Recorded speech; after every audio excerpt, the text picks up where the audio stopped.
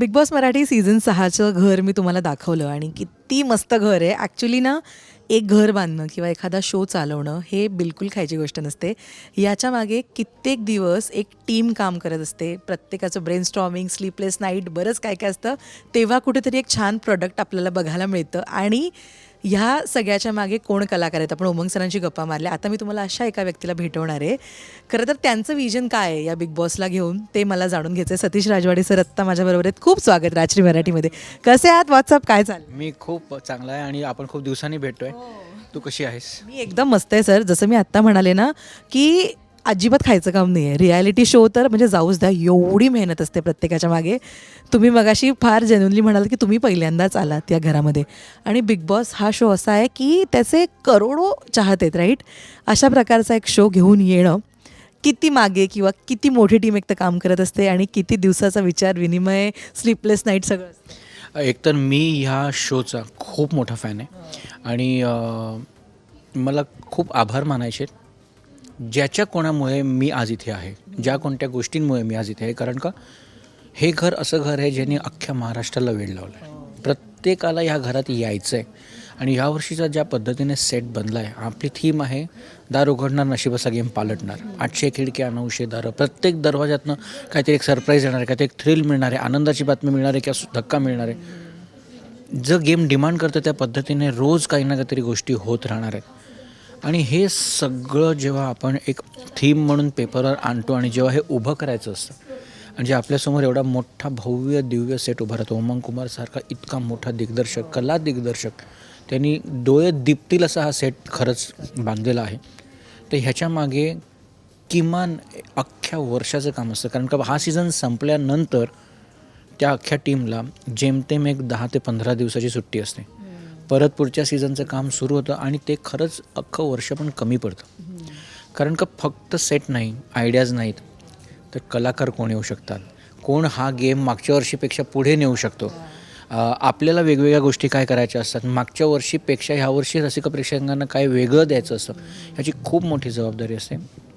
अख्खी चॅनलची टीम आणि फक्त चॅनलचीच टीम नाही तर प्रोडक्शन हाऊसची टीम जे प्रोड्यूस करतात, त्याच्यानंतर आर्ट डिरेक्टरची टीम डे अँड नाईट इथे काम सुरू असतं.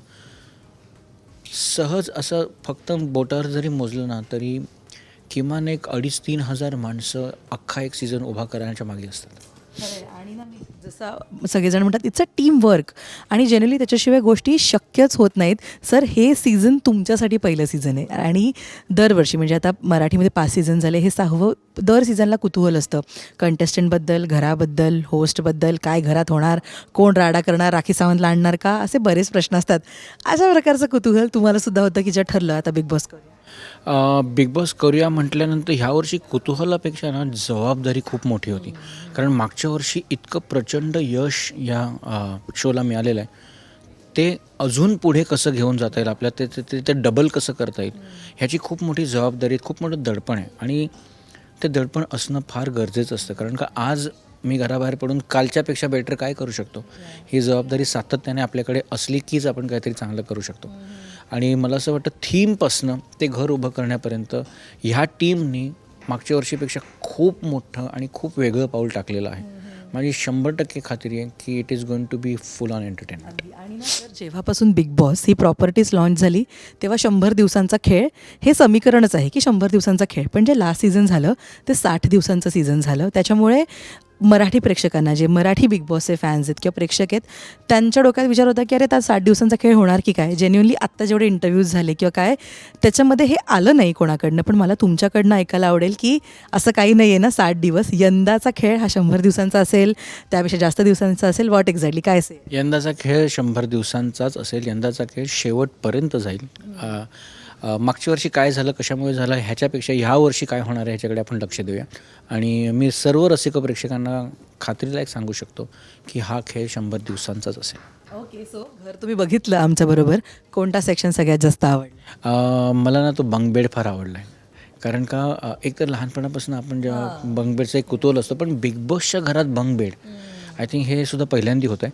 आणि तो एक्झॅक्टली मध्ये जो एक वरचा बंकबेड आहे ना, तो इतका मस्त आहे, तिथून ना सगळं दिसतं, अख्खं घर दिसतं, आत कोण येतं आहे, बाहेर कोण येतं आहे. आणि असं एक त्यांना नसं एक वरती एलिव्हेटेड जागा आहे, तर मला ती बंक बेडची जागा फार आवडली. आणि क्रिएटिव्हिटीला म्हणजे जेन्युअनली सलाम आहे त्यांना आणि त्यांच्या टीमला. ते जे झुंबर आहे चाव्यांचं बेडरूममध्ये आहे, मी त्यांना म्हटलं की ही काय लेवलची क्रिएटिव्हिटी आहे की 800 खिडक्या 900 दारं तुम्ही म्हणताय, 900 दारांच्या चाव्याबरोबर तुम्ही ठेवल्यात आणि वन ऑफ देम इज ते झुंबर. कोणी विचार पण नाही करणार झुंबर चाव्यांचं असेल, ते कमाल आहे. पण म्हणूनच ते उमंग कुमार आहेत. कारण का म्हणजे काय त्यांच्याबद्दल खरं तर माझी कुवत पण नाही त्यांच्याबद्दल बोलायला, कारण त्यांनी इतकं प्रूव्ह केलेलं आहे. प्रत्येक कोपरान कोपरा सरप्राईज करतो. जवळजवळ 2 तास झालेत मला घरात येऊन, पण अजूनही असं वाटतं की अरे हे बघितलंच नव्हतं, अरे हे राहिलंच आहे बघायला.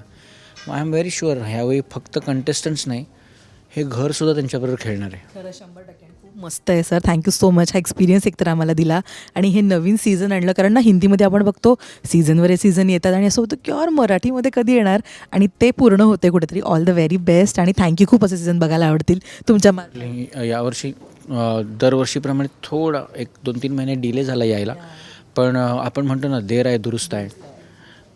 फुल ऑन एंटरटेनमेंट आहे, खूप धमाल आहे, अजिबात चुकवू नका. Thank you sir. Thank you so much.